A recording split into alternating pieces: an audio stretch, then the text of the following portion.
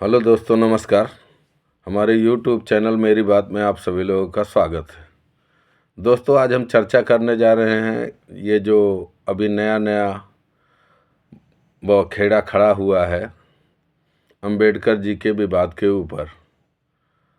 तो भागवत कथा हो रही थी, वहाँ अंबेडकर जी की फ़ोटो लगी हुई थी, तो कई लोगों ने विरोध किया।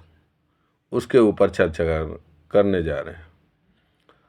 तो दोस्तों, पहली बात तो मेरी समझ में ये नहीं आता कि एक तरफ तो ये लोग मनुस्मृति जलाते हैं कि मनुस्मृति बहुत खराब ग्रंथ है, और ये मूर्खों को ये भी नहीं पता है कि भागवत कथा में मनवंतरों की ही कथा है। एक पूरा बहुत बड़ा भागवत का हिस्सा है जो मनवंतरों के लिए है। उसमें सारे मनु जो हुए हैं उनकी कथा है। और दूसरी बात ये है बंधुओं कि हम किसी को भी उतना ही सम्मान दे सकते हैं जिस योग्य वो हो। हम अंबेडकर जी का सम्मान कर सकते हैं लेकिन पूजन नहीं कर सकते, क्योंकि वो देवतुल्य नहीं है।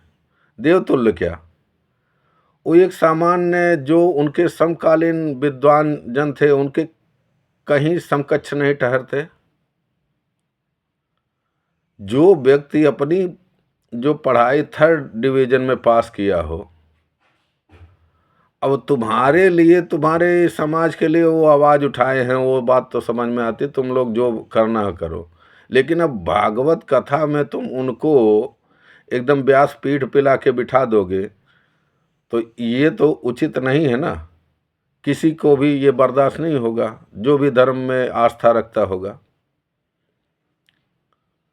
क्योंकि बंधुओं, काजल अगर आँख में लगाया जाए तो वो तो काजल कहाएगा, लेकिन पूरे चेहरे पे और कहीं लग जाए तो लोग बोलेंगे यही, अबे क्या कालिख लगा के आए हो मुंह में। तो क्योंकि उसका तुरंत ही स्थान बदलते ही उसकी छवि बदल जाएगी। तो मेरा कहने का मतलब ये है कि अंबेडकर जी तुम्हारे समाज की आवाज़ उठाए थे, बाकी उनमें कोई ऐसी विशिष्टता नहीं है जो उन्हें मतलब बहुत ऊंचे स्तर पर उठाती हो या उनका स्तर बहुत उच्च करती हो। क्योंकि मानवीय मूल्यों को बहुत ज़्यादा कोई ऊंचा उठाने का काम उन्होंने नहीं किया। अगर मान लो, अगर तुम्हारी नज़रिए से देखा जाए तो एक खास कम्युनिटी के उत्थान की तो बात की है, लेकिन मानव कल्याण की कोई ऐसी योजना या मतलब उसके लिए उन्होंने कार्य किया हो, ऐसा कुछ भी नहीं। तो फिर उन्हें ऐसा सम्मान क्यों दिया जाना चाहिए। और सबसे बड़ी बात बंधुओं ये है, मैं ये कहना चाहता हूँ अपने सभी दलित भाइयों से कि जो आप लोग पानी पी पी के तो मतलब जो है तमाम तरह की विवाद पैदा करते हो और बुरा भला कहते हो, तो ज़रा अपने अंबेडकर जी की ही तरफ देखिए और उन्हीं की आत्मा से पूछिए कि आपने हमको हिंदू धर्म से अलग तो किया, लेकिन अलग करने का प्रयास किया मतलब, लेकिन आपने कोई तंत्र विकसित करके मुझे दिया कि हम उसी का अनुपालन करें पूरा जीवन, मतलब पैदा होने से पहले से लेकर के और मृत्यु पर्यंत तक कोई तंत्र विकसित करके दिए अंबेडकर जी जिसका तुम लोग अनुपालन कर सको। सारा सिस्टम तो मनुस्मृति वाला ही फॉलो करते हो और ऊपर से उसी मनुस्मृति को जलाते हो। अरे जब मुस्लिम धर्म ने हिंदू धर्म का विरोध किया, मूर्ति पूजा का विरोध किया, तो उन्होंने अपना एक पूरा तंत्र ही खड़ा कर दिया। उसके भले वो कैसा भी हो, वो अलग विषय है, लेकिन उन्होंने अपना तंत्र विकसित किया है। उदाहरण के लिए मैं बता दूं, हमारे सारे अक्षर जो हैं वो ऐसे सीधे हैं, खड़े हैं, और उनके सारे अक्षर एकदम उल्टे हैं। हम लोग बाएं से लिखते हुए दाएं के तरफ जाते हैं और वो लोग दाएं के तरफ से लिखते हुए बाएं के तरफ जाते हैं। हम लोग सूर्य की आराधना करते हैं, सूर्य की गणना से चलते हैं, और वो लोग चंद्र की आराधना करते हैं और चंद्र की गणना के हिसाब से उनका समय सारणी होता है। तो कहने का मतलब ये है कि उन्होंने हमारा बिल्कुल अपोजिट ही किया, लेकिन एक अपना तंत्र खड़ा कर लिया, उसके अपोजिट उल्टा सब कुछ। हाँ, ये अलग बात है, हम लोग सभी लोग मुंह से खाते हैं, लेकिन उसको वो लोग नहीं बदल पाए, वो अलग बात है। लेकिन मतलब कहने का मतलब ये है कि उन्होंने अपना एक अलग तंत्र विकसित किया। तो वैसे ही मेरा निवेदन ये है कि यदि आप लोगों को विरोध ही करना है तो पहले कोई एक अपना तंत्र तो विकसित करो। अब बौद्ध धर्म या जैन धर्म या सिख धर्म का उदाहरण मत देना, क्योंकि ये हिंदू धर्म की ही एक शाखा है। ऐसा नहीं है, इन्होंने कोई अपना अलग से पूरा तंत्र नहीं विकसित किया जो पूरा एकदम भिन्न दिखता हो। वो एक शाखा है, एकदम इसी से मिली जुली हुई। इनका मूल वही है, हिंदू धर्म ही है, और हिंदू के धर्म की ही सारी मतलब नियम पालन किए जाते हैं, बस खाली पूजा पद्धति थोड़ी सी अलग है।